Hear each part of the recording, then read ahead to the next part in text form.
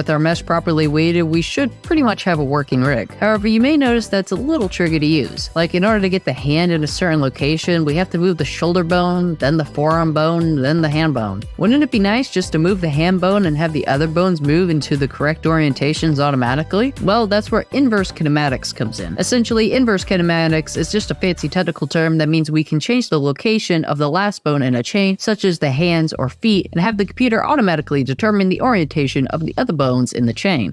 Sound good?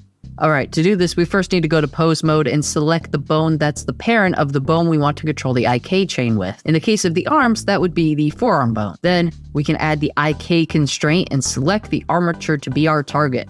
Now it's going to want us to select a bone in the armature to control the IK rig with, which would be the hand in this case.